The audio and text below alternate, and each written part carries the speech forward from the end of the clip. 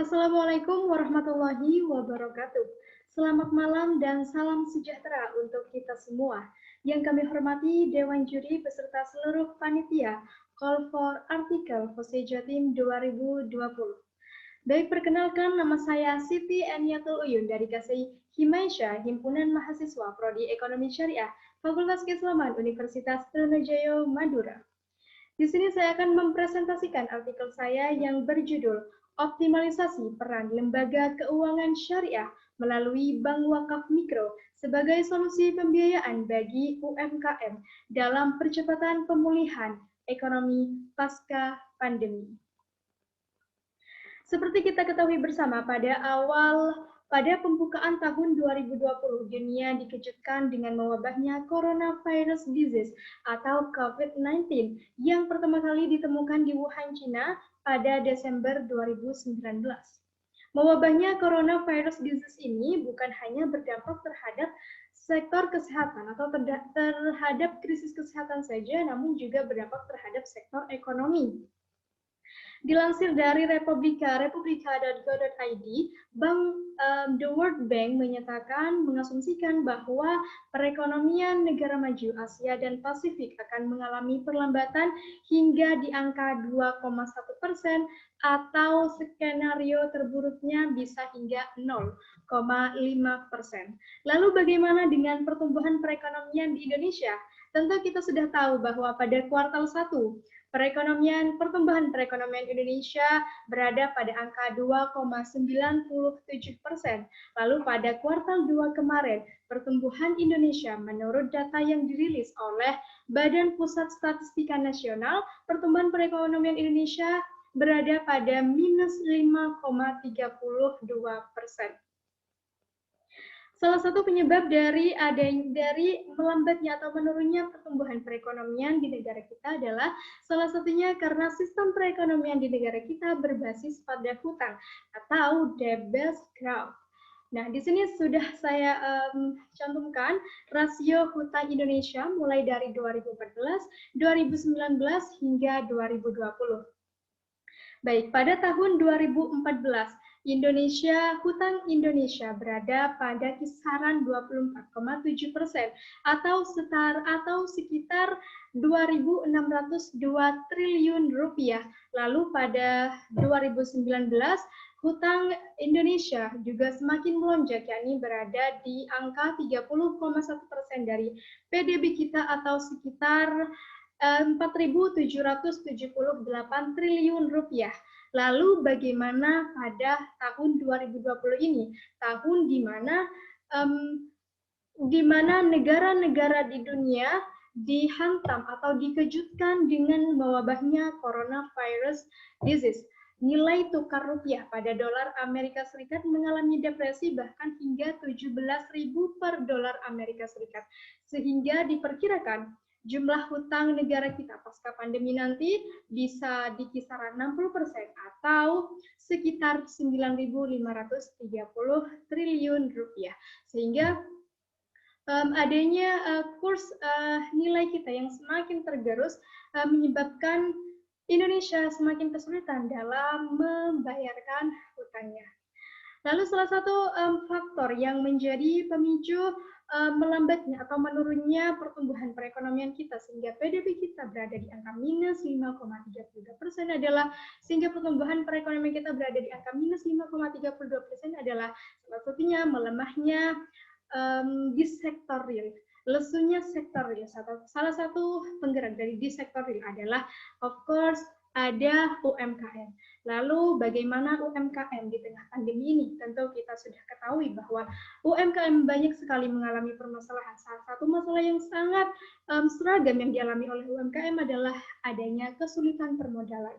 Karena income mereka yang tidak tetap, income mereka yang menurun, karena diakibatkan oleh daya beli masyarakat yang juga menurun, dan menyebabkan permintaan dan penawaran yang tidak stabil, sehingga mereka mengalami kesulitan untuk tetap eksis dan tetap bertahan di tengah badai pandemi corona ini.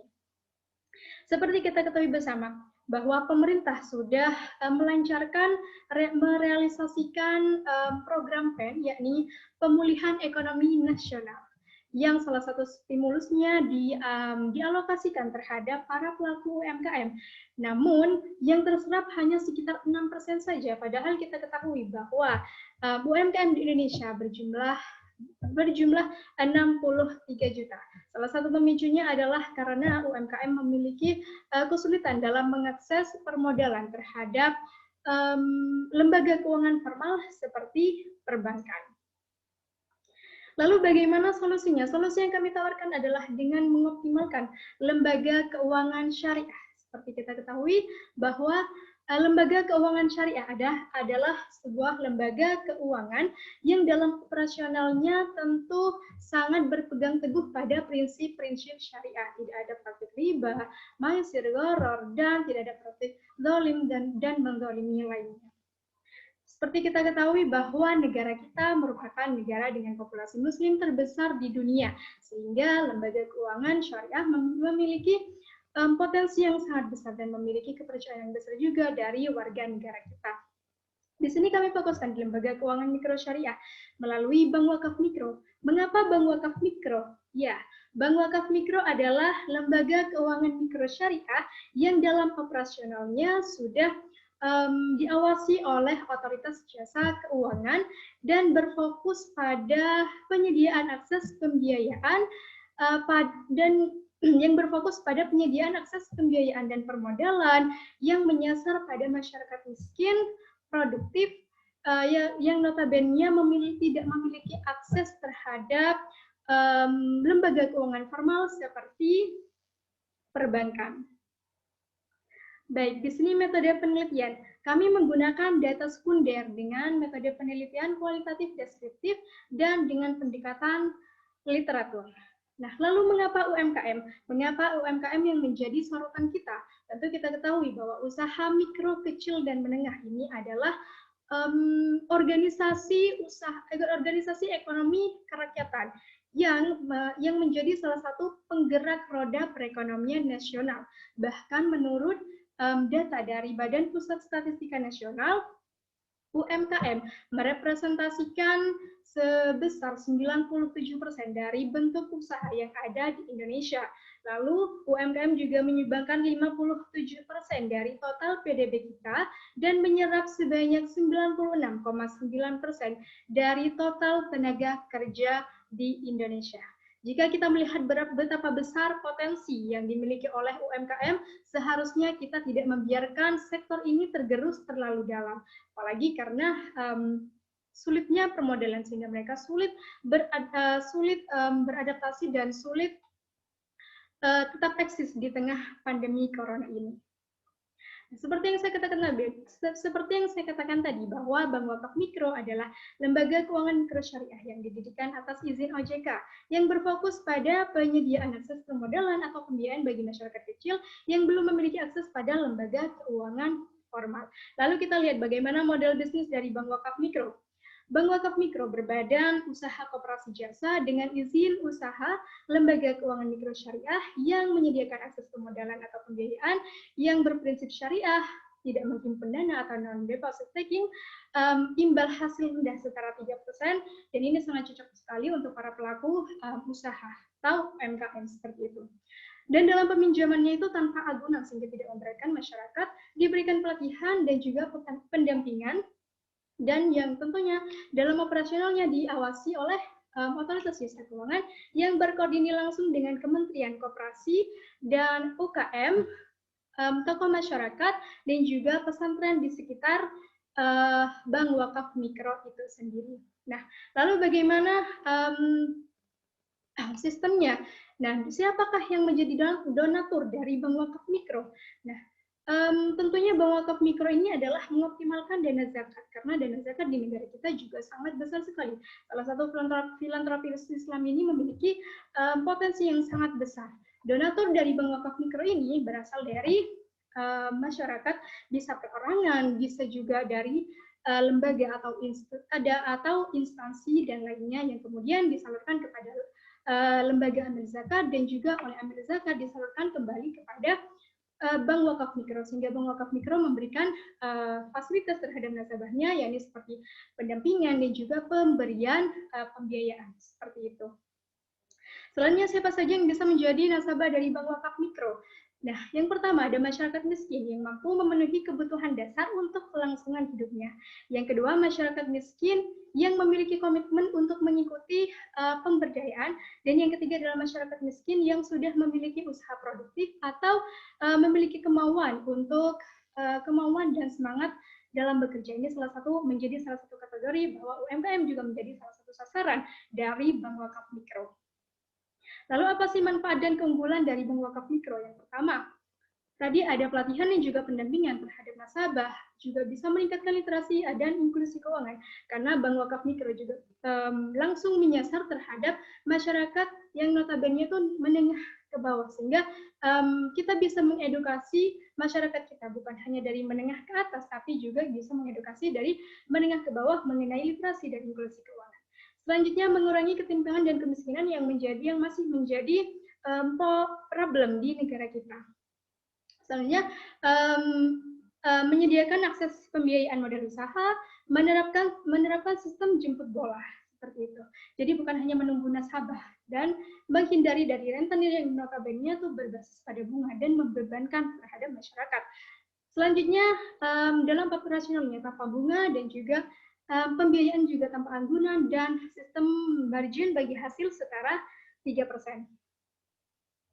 Lalu, apa yang kami harapkan dari adanya optimalisasi peran dari lembaga keuangan syariah yang kami fokuskan pada lembaga keuangan mikro syariah melalui bank wakaf mikro, yang kami harapkan adalah bangkitnya kembali masyarakat kita, karena masyarakat kita, UMKM pada khususnya, dan masyarakat yang lain pada umumnya, karena seperti data yang dirilis oleh Badan Pusat Statistika Nasional pada April 2020, terdapat 3 golongan masyarakat yang sangat rentan terhadap adanya pandemi corona ini. Yang pertama, masyarakat miskin, yang kedua masyarakat rentan miskin, dan yang ketiga masyarakat pekerja informal seperti para pelaku UMKM. Sehingga jika para pelaku UMKM atau masyarakat pada umumnya bisa mengakses pembiayaan di bank wakaf mikro ini, maka mereka tidak lagi dibebankan dengan adanya agunan, adanya bunga seperti itu, dan mereka tidak pusing lagi, karena di bank wakaf mikro itu sendiri sudah disediakan pendampingan dan juga mentoring dari pengelola dari bank wakaf mikro itu sendiri, sehingga yang kita harapkan jika sektor real ini pulih, maka perlahan-lahan daya beli masyarakat kita akan kembali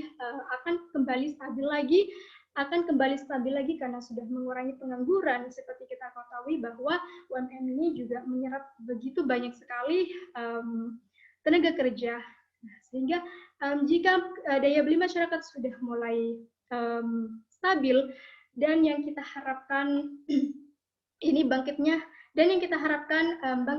sektor ini, sehingga masyarakat bisa kembali bangkit perekonomiannya, bisa kembali pulih perekonomiannya, dan bisa kembali eksis meskipun masih di dalam badai pandemi corona ini. Sehingga salah satu visi kita untuk untuk mempercepat pemulihan pasca pandemi ini akan segera terrealisasikan dengan cara kita maksimalkan lembaga keuangan syariah kita melalui bank wakaf mikro, sehingga kita bisa mendongkrak, kita bisa memulihkan lagi sektor real dan investasi di real kita. Baik, mungkin hanya itu yang dapat saya sampaikan, kurang lebihnya mohon maaf. Wallahul muwaffiq ila aqwamit thoriq. Wassalamualaikum warahmatullahi wabarakatuh.